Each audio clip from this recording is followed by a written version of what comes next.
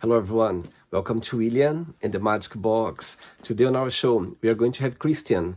Christian is from England in the UK. So let's see what Christian has to say. Enjoy the interview. Yeah. So how are you doing, Chris? Are you okay? Yeah, good. Just keeping busy. Trying to do collaborations such as this one. So thank you very much for the invite. I appreciate it. Obviously applying for things every single day. So for those who don't know, I'm an actor, voice actor, podcaster, musician, and content creator, to name a few things. Wow. And basically my daily life looks like a combination of those different things. And lately there's been a lot of stuff with regards to my two shows. So I do a podcast and I do a show on my Patreon as well.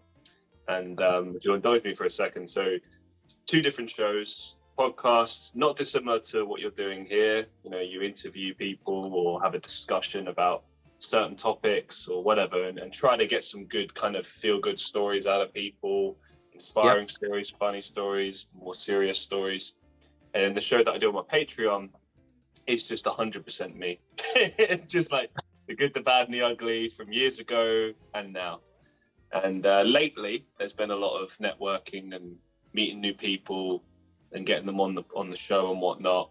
And also using tools like social media, like TikTok and Instagram to reach people and whatnot. So that's kind of where my head is at, really. It's just advertising, meeting people, trying to get the ball rolling.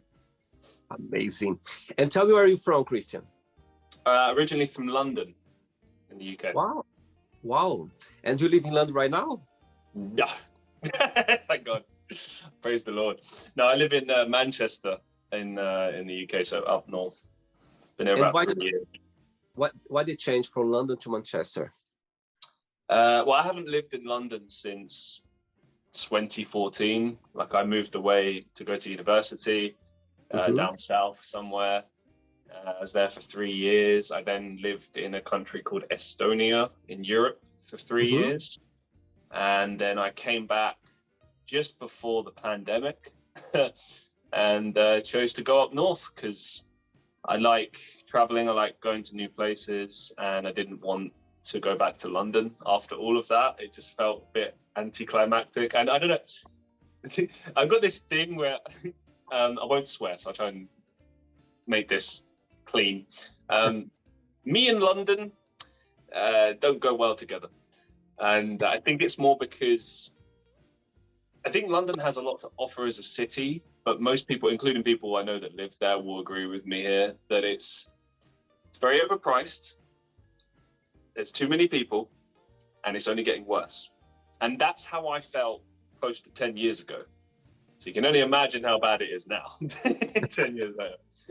But, you know, it is what it is. I mean, I think if you've never lived in a large city, then it would be the same in New York. It would be the same in Moscow, whatever, right? So I'm not trying to discourage people from not going, but I will say, if you want to live in London and you want to enjoy your experience in London, you need a lot of money to do that. I see. Right. So, Christian, are you ready to go on a beautiful journey through your memories in life and to share your point of views? Sure, man. I'm excited. Amazing. Yeah. Welcome to William and the Magic Box. So, do my best friend, okay?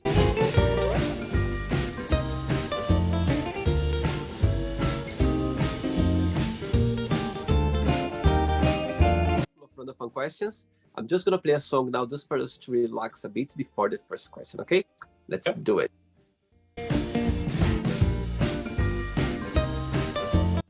Okay, Christian, so during the game, if there is a question that you don't want to talk about for some reason, you don't want to answer, always can change, okay? Okay. First question for you is, what is the best gift have you ever received, and from whom? Oh God.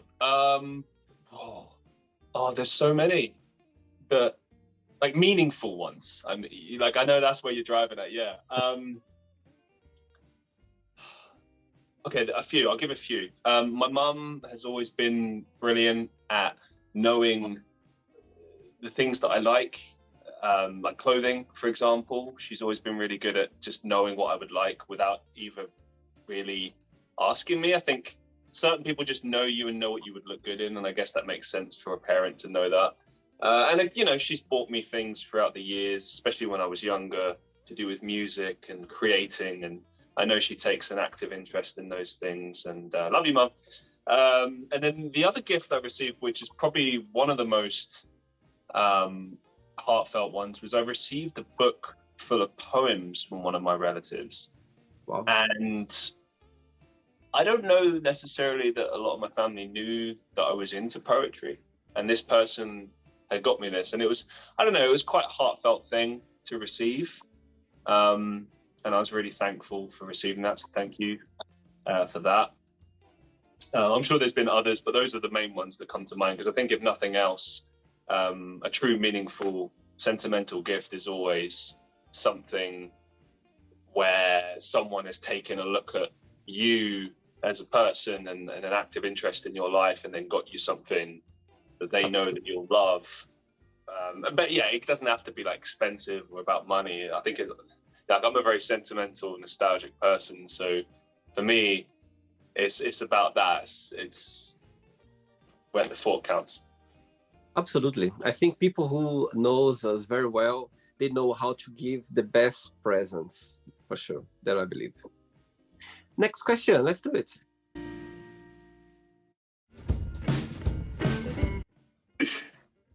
Next question for you is, describe yourself in one positive word and one negative word only. One word? Yeah, positive and negative. I'll go with the positive one first. Hopeful. Okay. I think I've always tried to be hopeful about everything in life, and I've tried to inspire the others around me. I would have said like positive, but I think that's a bit too like obvious. But even now, with everything that I'm doing in my life, I think you have to have a certain degree of hope in order to pursue your dreams. So that's the word I'd use. And the negative, oh, I could go on all day about this.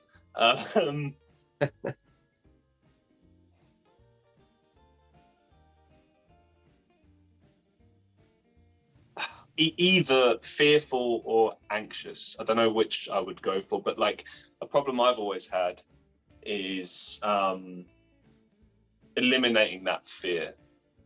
I will always face my fear. I'll always confront it. But as I'm sure many people listening have, like, I suffer from anxiety here and there, and sometimes it can really like hit you in a big way, and like I get it like physically. So like if it's really that bad, I'll just be out for the count for like a day or two, and I just can't do anything.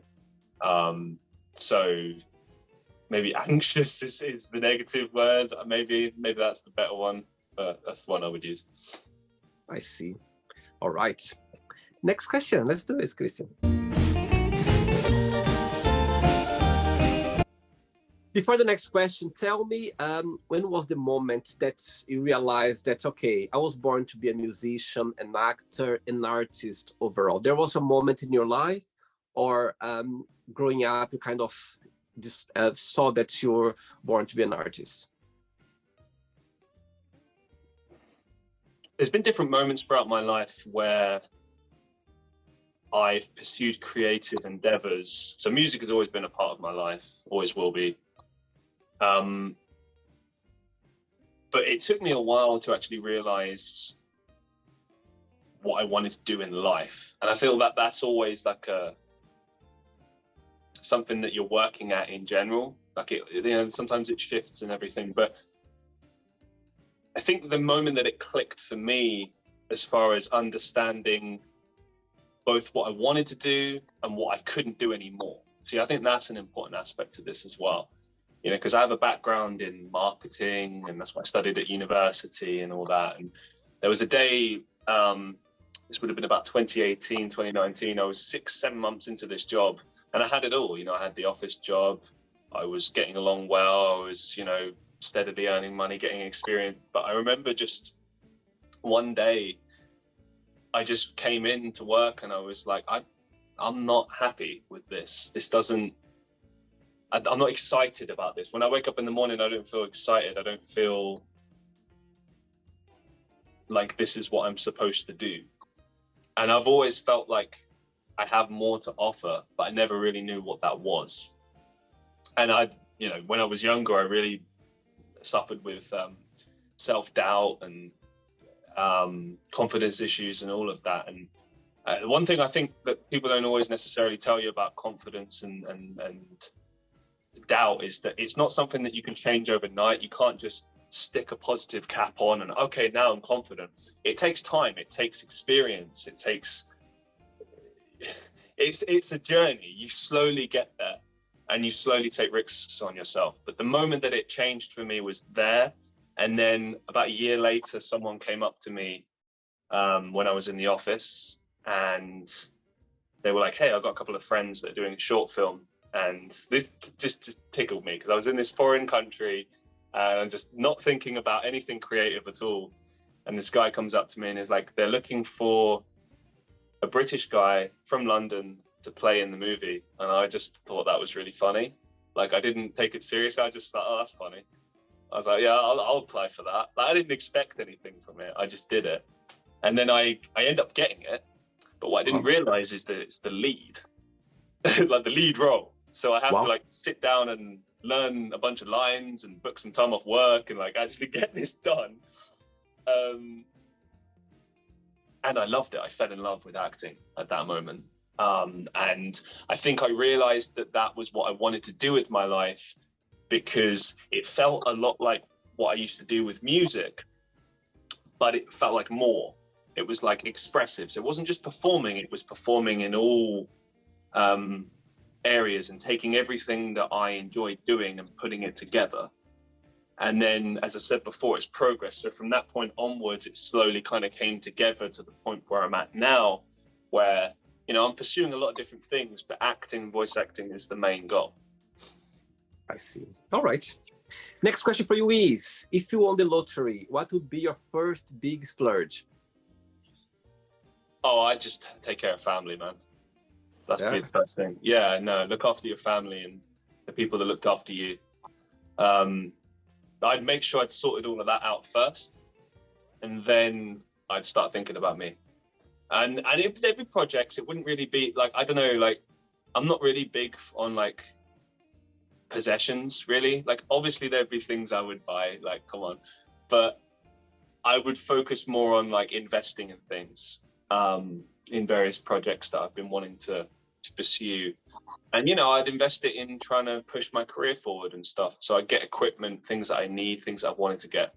But my first focus would be taking care of my family, and then finally getting myself a place to live just for me. And your family always being supportive regarding your career? They love me. They care about me. I don't want to I don't think they believe that I can do it in the way that I believe I can do it. That's probably the best way I could put it. Because I think, as you know, as I'm sure many people listening know, when you're a creative, you're picking a very difficult industry to get into, probably one of the most difficult. You're taking a big risk. I know they would have wanted me to play it safe. They want me to play it safe. I'm not the type of human being that can play it safe. I just can't. And I've tried. I really have tried. I tried doing the office jobs. I tried doing the customer service jobs. I tried my best. I can't do it. So here I am trying to do it. And acting, voice acting, all that other stuff, creative endeavors. Look, they're supportive with their love and their respect and their kind words and stuff. But I guess I got to kind of prove myself to them, and then they'll get it. So it's kind of like, but yeah, no, I don't think they see it in the same way that I do. But you never know, mate. You never know what could happen in the future. Yeah, sometimes takes time for our family to kind of understand, or that's what we are pursuing, what are our dreams. I understand as well. They want us to have, as you said, a safer life, a safer path. This is a really important thing as well for anyone listening whose families are maybe not always supportive, or maybe they don't get what you're trying to achieve, just try to remember, as William says, they want you to be safe, but the thing is, that's not really possible, even if you're trying to pursue like a standard career. Like when I was in marketing, you know, there was never any job security in that. You know, there never is. You know, it's like you're there as long as the company wants you. And that can change like that. So you really and truthfully, you owe it to yourself to pursue the things you love in life and gamble on yourself. But you know, I'm a business guy. I don't just put all my eggs in one basket. That's one of the reasons why I pursue a lot of different things. It's not just because I love doing those things. It's because it's good to kind of try a lot of different things. So you got lots of different options of making money and you know, taking care of yourself and whatnot. So there's that too. But yeah, I mean, sometimes I think for certain people, you have to show them. It's not enough to tell them and convince them and be like, it'll work out. Like, you got to show them. And I think that's what a lot of us need to do with our families. And look, my parents and my family, they care, they love me, and I love them. And I think that's the main thing that matters more than anything else. Love them, love you all. Hey, amazing. Next question, let's do it, Christian. Next question for you is, who makes you laugh the most? Who makes me laugh the most? Oh gosh. I can't think of any one particular, but all my friends make me laugh. It's random. Yeah, I couldn't pick a specific person. It's things just catch you. You know, I like to laugh all the time with my friends and family, and vice versa. So I just say everyone that I love and care about, they all make me laugh. I love you all. Most of your friends, they live in Manchester or back in London? Live all around the country, actually. I met them online friends. There's a few that I've met in real life that I don't talk to as much, but it's like, you know, sometimes you have friendships that stand the test of time. You don't always keep up to date with each other, but like when you see each other, it's like no time has passed. There's a lot of those. But yeah, most of my friends are online, and they're like around the country and stuff. So there's a lot to be said, I think, for meeting people online. And I used to kind of see it differently. Now I kind of see it as like, these are some of the most awesome people I've had the pleasure of meeting. Very lucky to have them. Great. Next one, let's do it. Christian, before the next question, tell me, did you always have long hair, or is something that you just started for some reason because of career or something else? So I've had long-ish hair at various different points in my life. This length, I've only had it, this is the longest I've ever had it, but there were two other times that I had long hair. So about 4 or 5 years ago, I had hair down to about here-ish. Another time when I was like 18, I had long hair and I was in a metal band and stuff. But I've always had like various, you know, like emo hair, swept back. Like I've tried all different styles, but I have had short hair. But to answer your question, there wasn't any real particular reason. I think part of it was like freedom.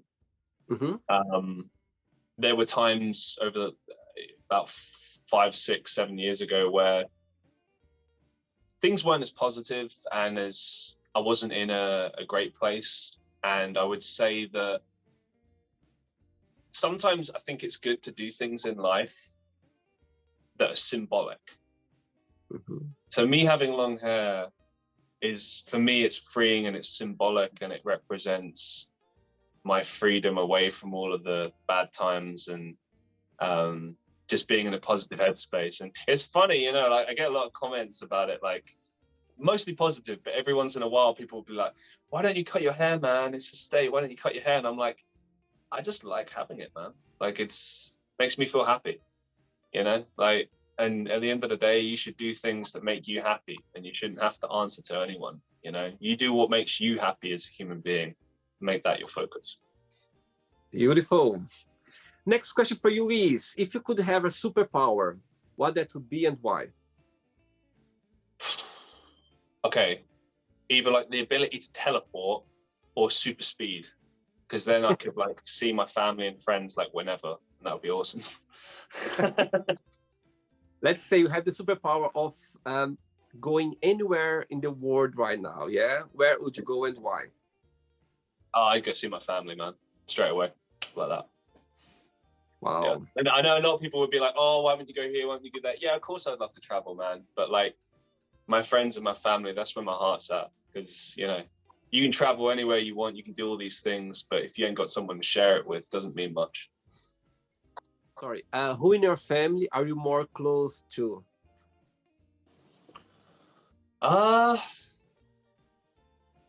It varies. I wouldn't say there's any particular one person I'm closest to, because one thing I've noticed, especially as I've gotten older, is that when you become an adult, you start looking at like your relationships with your family is different because they evolve just as you evolve.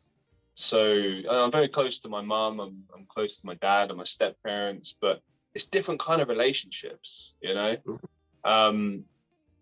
So yeah, like I'd say it's pretty equal for the most part. Yeah. You have siblings as well, Christian? Yeah, I got 4 brothers. Oh wow, you are the youngest or the oldest, the middle? Eldest, the example. Amazing. Next one, let's do it, Christian. Next question is, tough question out. Someone come up to you and say, Christian, you need to remove from your phone forever all the social media together or YouTube. Which one would you keep and why? Social media or YouTube? For me, like, okay, if I wasn't doing what I'm doing now, like, no problem. Like, you can have the phone, I don't care, right? But because I'm trying to actively like promote myself on all of these different social media, like I use YouTube as well to like create content, promote, whatever, right? So like it's kind of like equal across all of them, but I suppose the one I use the most at the moment is TikTok, because it's got the most reach and it's like built up the most community there and stuff. But yeah, I suppose if I was forced to, I could probably just get rid of the YouTube and make it work somehow. I'll tell you something now, Christian. I have already over 800 people on the show so far. Yeah, wow. And most of my guests on the show, they are through Facebook, through Instagram, or through people who introduce other people as well. But if I'm not wrong, you are the first person from TikTok. Oh wow! All right. Yes, I start to put more time and content on TikTok as well. But when I was checking, I saw some people live, and I said, okay, let's see how that's the way I invited you. So there we go. You are my first guest from TikTok. Okay. I'll take it. I'll take it. Right. I have 3 questions left for you. Let's do it. Before the next question, Chris, tell me, if you have the power to, first, as you're an actor, to do a job or one performance, be on stage or being in a project with any actor in the world, just one, who that would be and why, and also to do a duet, to sing with someone, on a concert, or to have a moment with a singer, who that would be? Oh God, you're bringing out the hard questions now. Okay. For acting, it would be a toss-up between Al Pacino and Joaquin Phoenix. Wow. It's tough though, because I feel we're more emotionally impacted by the work that Al Pacino has done. But at the same time, like Joaquin Phoenix is such an incredible method actor as well. So that's inspiring.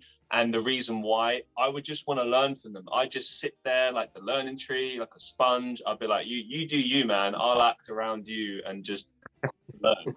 that would be like, as an actor, that would be such a, I'd be so grateful for that. I love learning from other people and seeing other people's process. And yeah, I just love acting with anyone, really, to be honest with you. If they're passionate, I'm passionate. With music, most of the musicians that I'd want to meet and perform with no longer are with us. You know, so it'd be like, you know, like Jimi Hendrix, Jim Morrison, Lane Stanley, like those kind of people. But let's pick a live one just for the sake of it. Justin Hawkins from The Darkness is a big hero of mine. I like his stage presence and his knowledge of music and his sarcastic nature and his I like the way that he creates, because he has a YouTube channel as well. So if people are interested, go check it out. It's called Justin Hawkins Rides Again. And the way he deconstructs music and criticizes things in a constructive manner, for me, I really like that approach to things, because I think there's always a way to criticize people in a respectful manner, and he does it very well. And yeah, I think it'd be fun to just play with and hang out with. There you go. Next question for you. What was your best friend's name growing up, and why did you consider this person as your best friend at the time? Who was my best friend growing up? Yeah.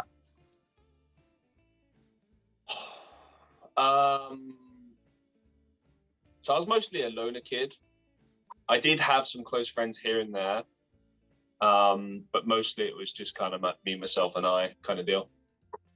But I'm going to share a story about a kid who was awesome. I had a best friend when I was really young, maybe between the ages of about 7 to 10 or 11.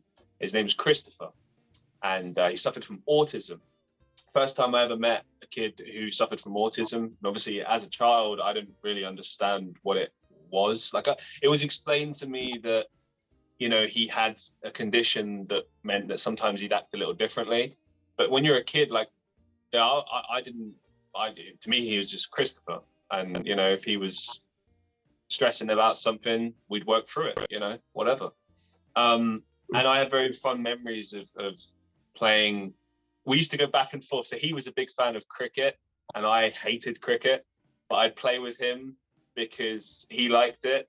And then sometimes we play things that I like games and stuff. But he was the person who introduced me to professional wrestling, which has been a lifelong passion of mine all my life. And I owe it to him. And I have very fond memories of sitting and watching like WrestleMania 18 with him and stuff like that, and being like, oh my god, like, wow, wrestling. And I borrowed all these videotapes from him and learned about wrestling that way. And it's been a lifelong passion of mine since then. So I owe it all to Christopher. So thank you, Christopher.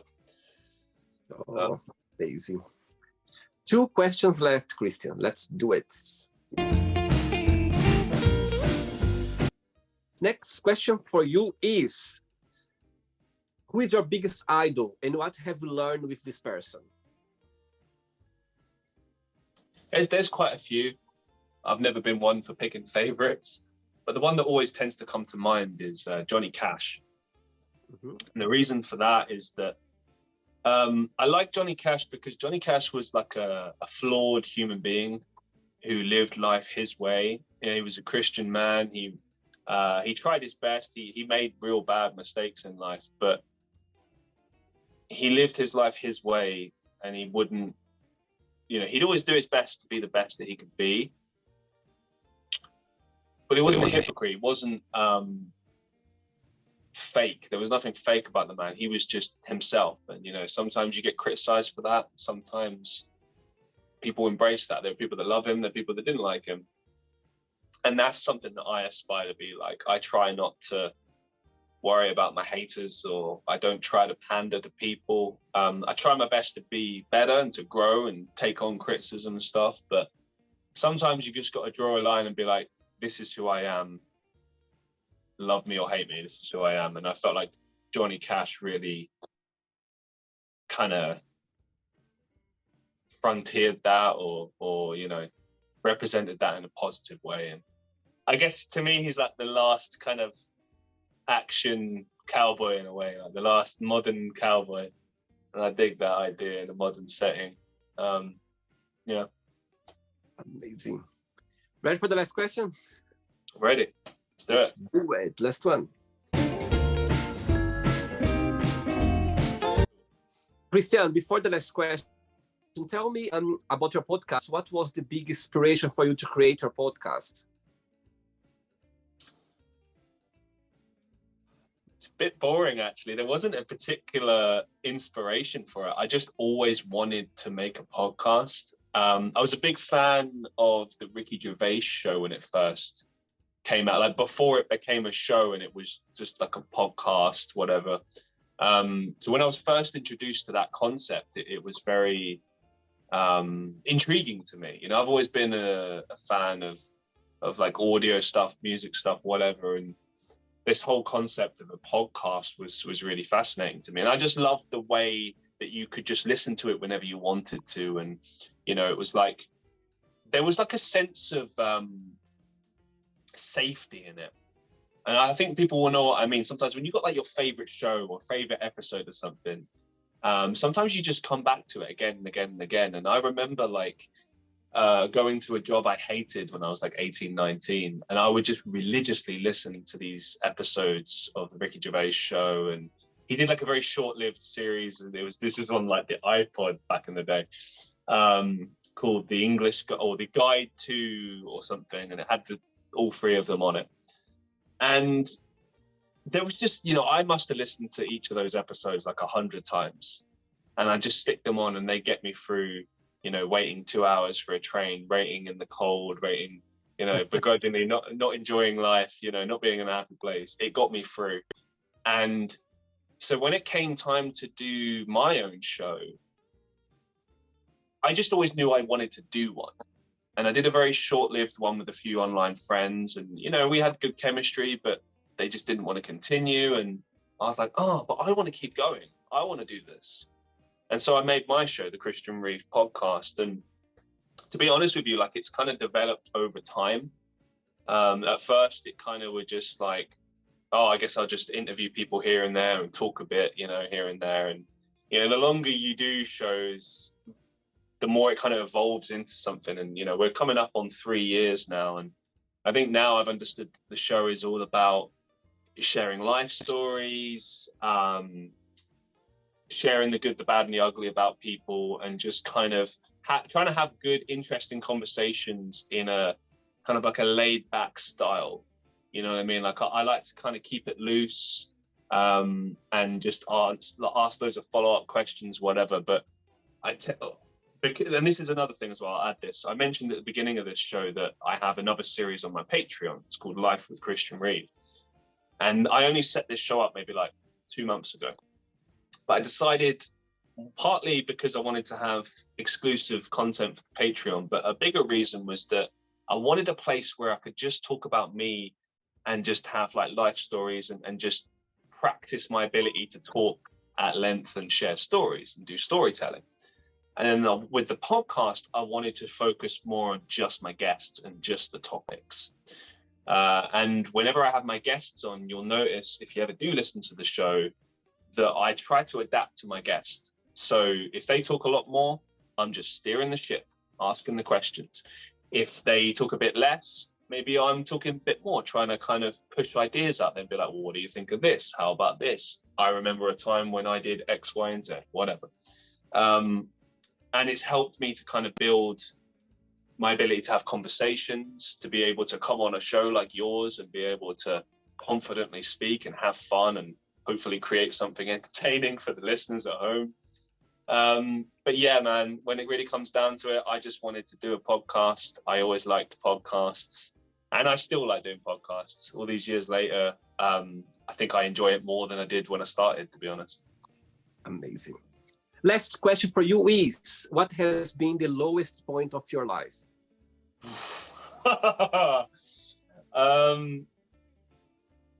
There's been a few. There's been a few.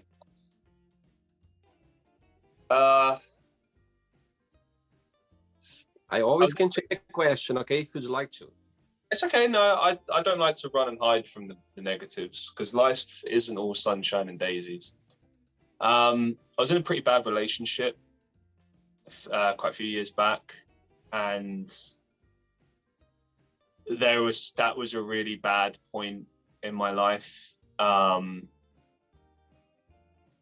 because I think because I wasn't in control and I let someone else take over my life and convince me that they were right about everything, even though it wasn't right.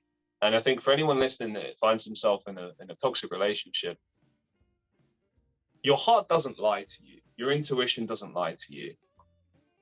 If something doesn't feel right, that's because it's not right. If your intuition and your heart is screaming at you to get out, you need to get out. You need to listen to that.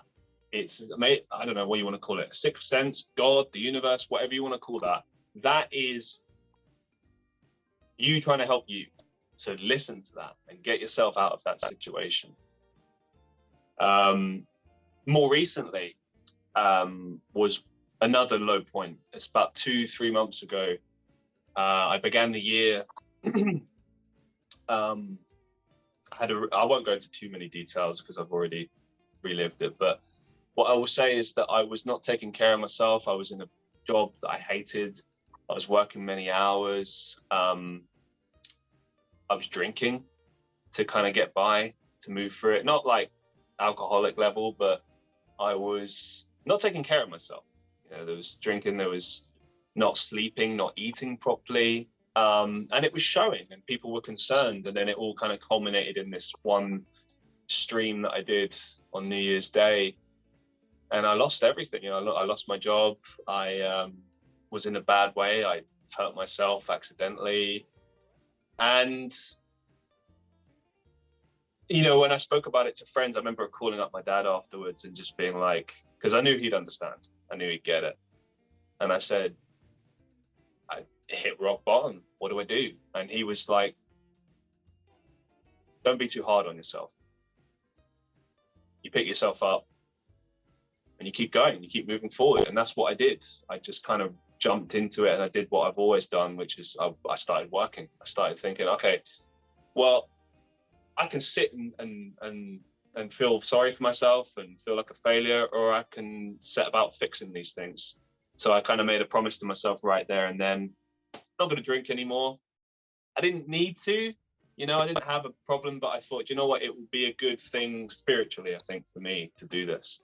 And I think what are we now, a month and a half ago, so I haven't touched it since then. I gave up smoking, I gave up vaping, I go to the gym several times a week. Wow. As you see online, I'm working on all these different things, trying to pursue my dreams.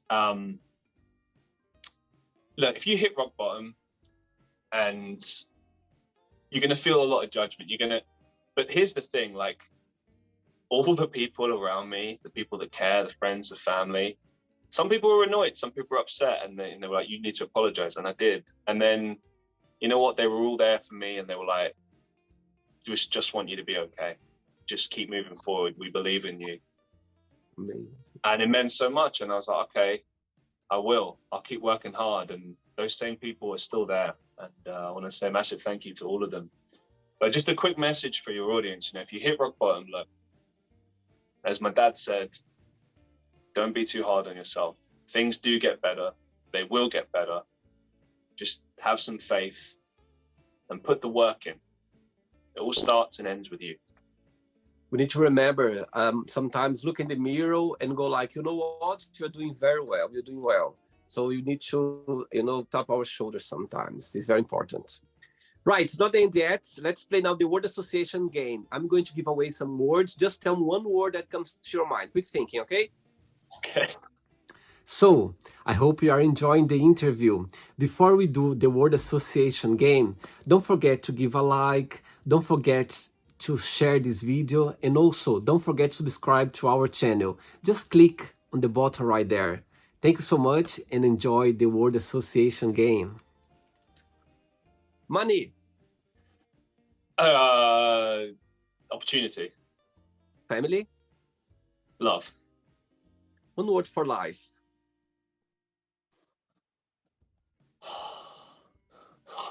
Hope. First thing that came up was hope. I don't know why. Sex. Fun. Love. Love. Yeah. Good. Politics. Horrible. Religion. Oh, controversial. Fear. Overrated. Friendship. Say again. Friendship. Important. Desire. Essential. Regret. Inevitable. Success. Essential. Wish. Hope again. Okay. One word for happiness. One word for happiness. Oh, everywhere. One word for London. Awful. Run. I knew it. I knew a word would come like that. One word for Manchester. Wicked. Very good. One word for England. One word for England.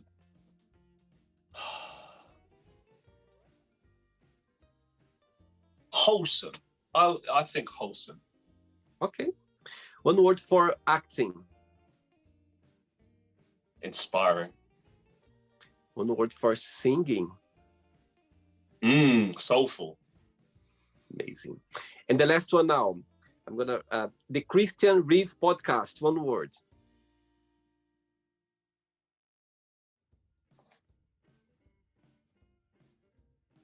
Inspiring. Okay.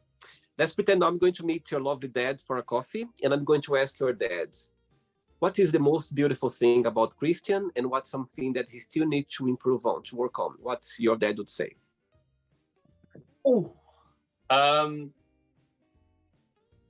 In terms of the most beautiful thing about me, I think my dad would say something about kindness, maybe, because he said that to me before. He's often said, like, you're a good man, I'm proud of you. So I think he'd say something along those lines. Something I need to improve on, I think maybe my tendency to worry.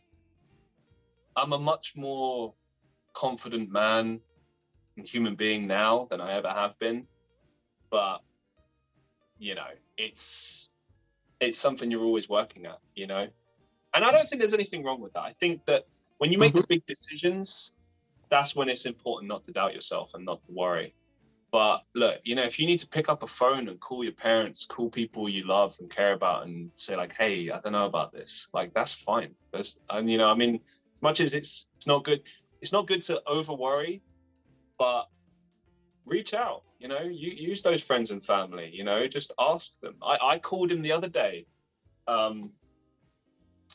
about a situation I found myself in where I was doing these acting classes and it was awful. I'll give a Cliff Notes version because I know we don't have a lot of time.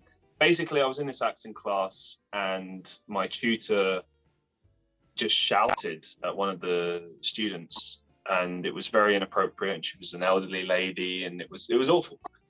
And there was a lot of back and forth between them, and this man didn't really apologize properly, and it just went on. And then everyone left the class eventually, and it was just four of us. It was me, the tutor, the elder woman, and a young girl, 19 maybe. And we went back and forth, but like eventually the old woman said to me, Christian, as a young man, you need to say something. You know, you need to stand up, say something, do something.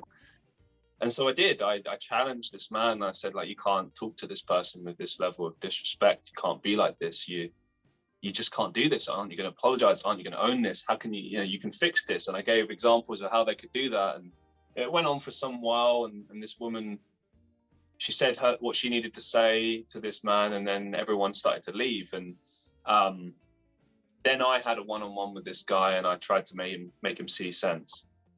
I walked away from the class. I shook the guy's hand. I wished him well. And, I thought about the idea of returning, but I walked around the city and I felt like a sense of anxiety. I was just an anxiety-ridden mess the whole time.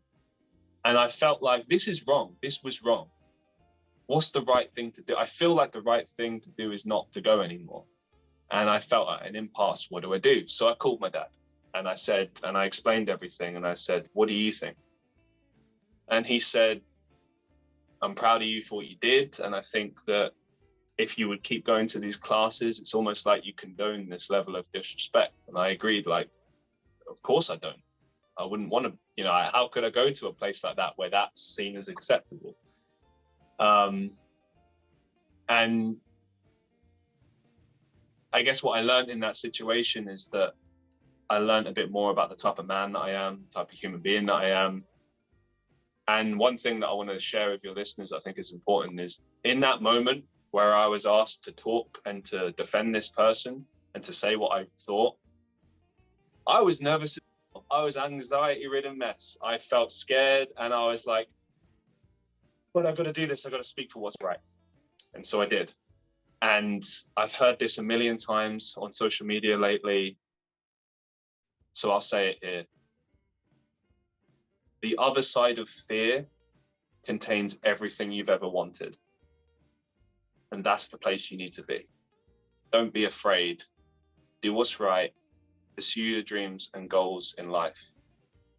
Don't be afraid. Just go for it. Trust me. Amazing, amazing. Right, after your lovely positive message, let's play now Christian and the Magic Box, and you can ask me a question. You can ask me a question now before we go. I ask this on my show all the time, so I'd like to ask you, what's the biggest life lesson you've learned so far?